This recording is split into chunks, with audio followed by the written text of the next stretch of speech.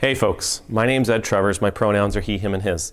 I'm an Anglican priest serving in the beautiful parish of St. Margaret of Scotland that sits on the ancestral and on the unceded territory of the Mi'kmaq people. Gway.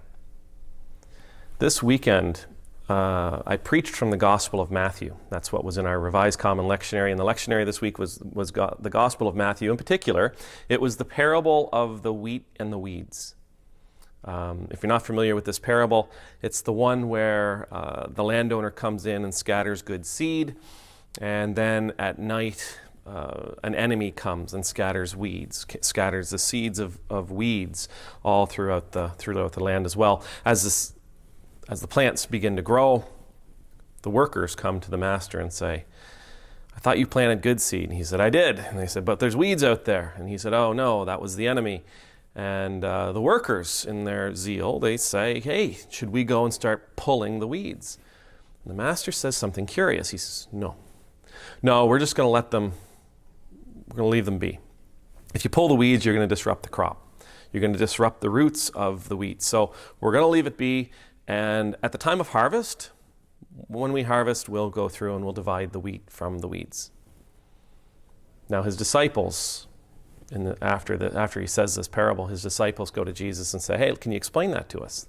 And he says, "Yeah." He said, the master, the one who scattered the good seed, is the Son of Man.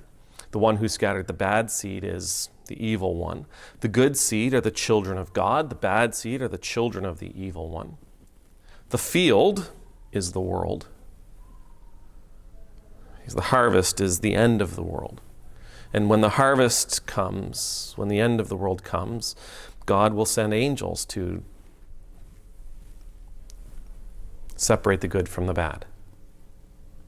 Now, this isn't the only time Jesus uses that theme of God coming and separating the good from the bad.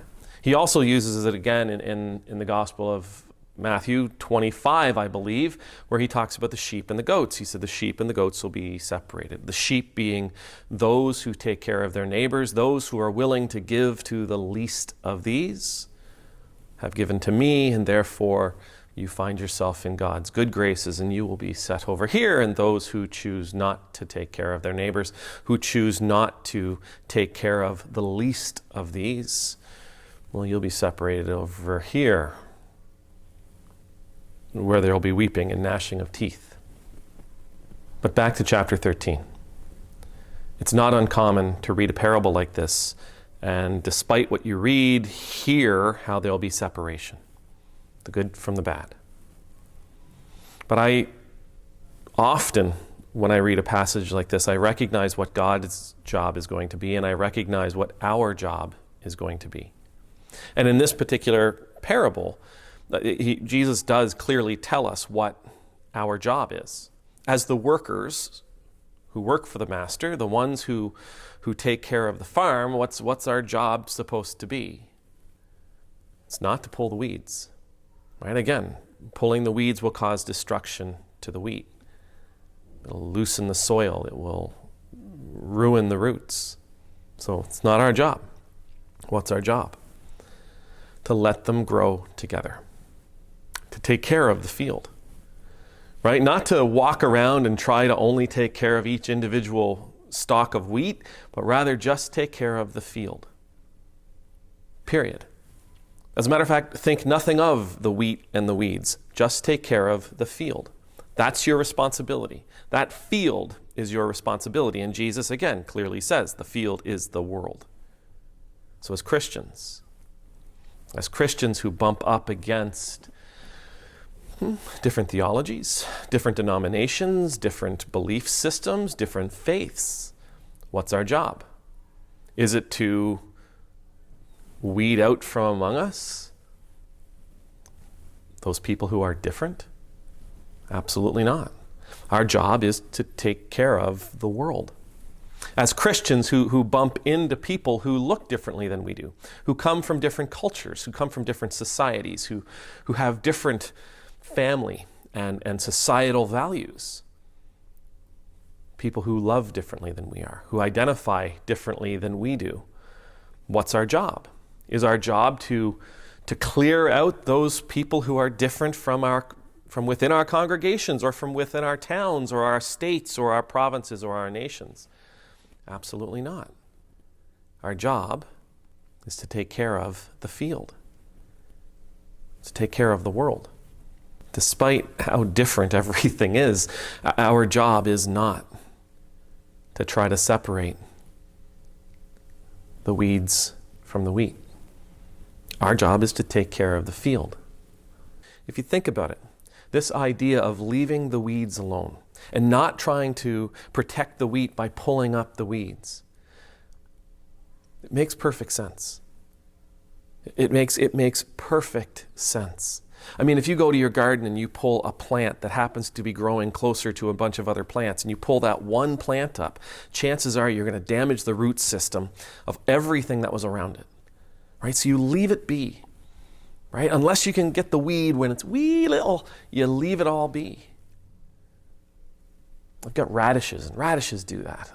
I have a difficult time sort of planting radishes the distance they're supposed to be because the seeds are so small, but when I start pulling them, you can see that you're damaging the plants around them.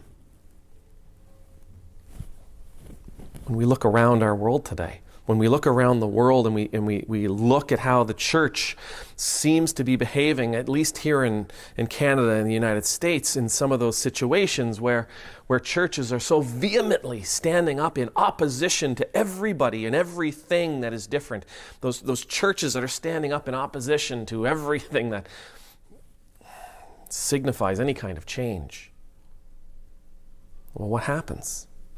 Yeah, I mean, they definitely, they pluck out those different people and those different thoughts and those different ideas and those different theological understandings. They absolutely do, and they cast it all aside, but they actually end up at the same exact time damaging the people of their congregation.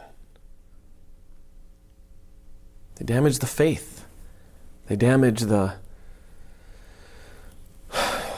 relationship that those people have with their neighbors and in the end, with God. No. God's going to take care of everything. Right? In the end, when all this comes, when all this happens, when everything plays out, God's going to take care of everything. Our job, the job of the disciples, between now and that day, is not to try to make God's job easier when the harvest comes, but rather to make it, I think, probably make it more difficult. Our job is to take care of the entire field and everyone and everything that lives within it. To make no judgments, to have no bias, simply to love and to feed and to nurture. Counting on the fact that in the end, God's got this. May the Lord bless you, may the Lord keep you, may the Lord's face be made to shine upon you and be gracious to you. May the Lord's countenance be lifted up to you. May you always know the peace of being in the Lord's presence. And I pray that each of us will be so confident and trusting in God that we will accept that God knows what they are doing, and that we will accept the responsibilities that have been placed on us. That is to love and to nourish and to feed without bias, without judgment, with open hearts. Amen. Nemultus.